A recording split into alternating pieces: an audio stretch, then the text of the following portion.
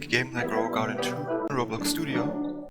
And I know I already made a complete tutorial series on how to make a game like Garden 1, but this time I want to focus even more on the core systems, like the plot system and the restocking shop system you can see right here. And I also kind of want to start even more from scratch this time, say with the very basics, like the setup in Roblox Studio. Speaking about Roblox Studio, let's switch to it right away. So we're inside Roblox Studio now, and in case you wonder, you can download it on this site. So I guess you can go right to this URL, but you can probably also just look up Roblox Studio online, just make sure it's the official download. And then you can just double click the installer.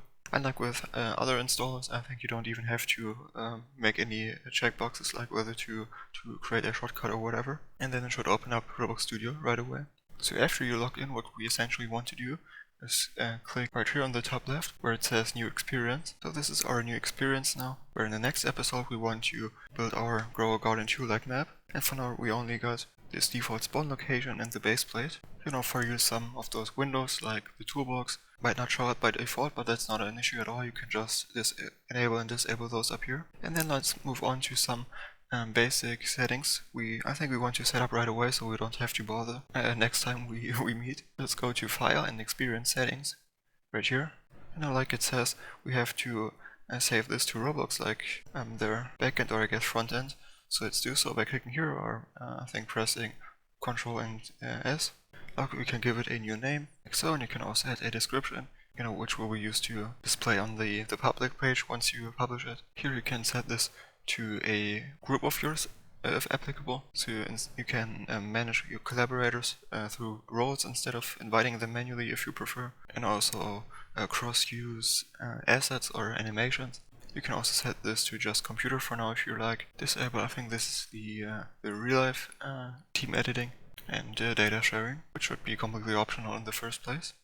There you go. And now once we navigate to here, it should pop up like so. And now when it comes to security settings, since we're likely going to work with data stores, for instance, in order to save user data persistently, so people can have save states, we likely want to enable Studio access to API services. And in my case, I also want to enable low third-party sales, so I can use the same game passes I used in the Garden like 1 game framework you can also find on the creator store. And as always, I also created a modular system for Garden 2, like inspired by it, in case you're running short of time. But I also plan to release those systems separately again, like I did last time, and many of those won't even change at all. But of course, as always, you need to be careful with those settings.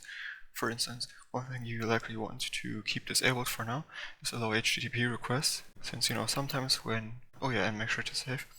Sometimes when using third-party assets like models, which we will likely be doing over the course of this series, they might come with scripts, and usually if we just care about the visuals, we can just disable them like so, or delete them right away. But sometimes we might also want to test them, and then if we don't look through all of their scripts, they might contain something like download whatever code and execute it, which is exactly where the vulnerability comes in, which I only had once as far as I can tell, and there I luckily had it disabled. It was just like plant pod prop, but still, not sure if it's somehow past their filter. You can always create a copy of it, like by clicking save to Roblox as here, and then it should say create new experience. And normally it autosaves, but you can also always hit Ctrl and S like this. And now before we're going to go for this episode, let's quickly have a look at some more experience settings on the Creator Hub, which you can do by clicking here. And by the way, this is how you publish it to Roblox. And this doesn't mean it will be accessible to anyone, it just means, people like your testers or like only yourself, depending on your settings, can access it on the Roblox player app. And in here you can essentially also change the icon, the thumbnails, some basic settings. This one you can only change, I think, once every 3 months or so. This is what we just discussed. In here you can kind of create multiple places or worlds, if you will, like levels. People can teleport across. Let's just open this for a second. So we can, below access, we can change the maximum visitor count or guest player count to 8 in my case. Since I only plan to have 8 player plots inside my tutorial experience, so I don't need to worry about running out of plots to assign players to, essentially. And make sure to save.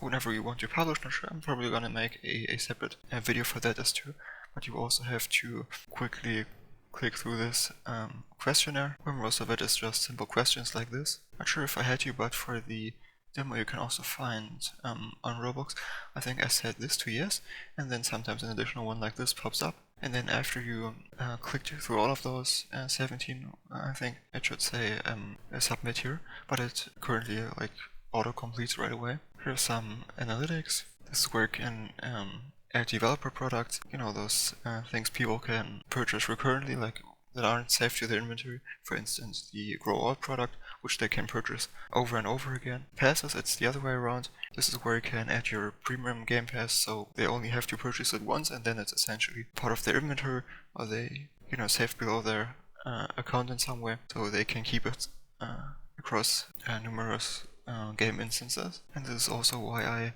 for my case, enabled allow third-party sales, so I can just copy over the ones from my Garden 1 game framework. Here we got localization, so inside Roblox Studio, sometimes when you create new text, you can enable auto-localize, and whenever playing it, or your players, new strings, like even including variables like, player balance, :x, are added here and automatically translated to all available languages, but you can also override them manually. Like if you play Roblox frequently or are a creator on it, chances are you also speak Spanish or Portuguese. Not sure if it's because of Steal a Brainrot, whose creator I think is from Brazil too, so you can also add like manual, more accurate translations here if you like. Social links, this is where, for instance, you can add YouTube and Roblox, so it shows up at the bottom of the, or a Discord at the bottom of the game page. Badges, like Roblox's achievements, if you will. This at the bottom is where you can go to the ads manager, where you can promote your game so it shows up on the main page. One more thing when it comes to thumbnails, because I've been struggling with this quite a bit. The ones you add in here below homepage are the ones showing up here. So if you add multiple ones, Roblox will kind of do some A/B testing, so they will try all of them occasionally and then kind of tell you what works best. And this essentially is where you can change the ones displayed on your game page. So most of the time, I couldn't figure out why they didn't update, and this is why essentially, because I was changing those instead of those. If you accidentally create the game below your personal account instead of the group, I think this transfer process here still takes up to a couple of days, so it might just be faster to save it as a new experience directly below the group right away, like the way I was just showing you. Anyway, this is how you can set up your Grow Garden 2-like game in Roblox Studio. Next time we will be having a look at how you can create a simple Grow Garden like 2 map like this one you can find in the description. But for now, as always, please feel free to reach out if you have any questions at any time.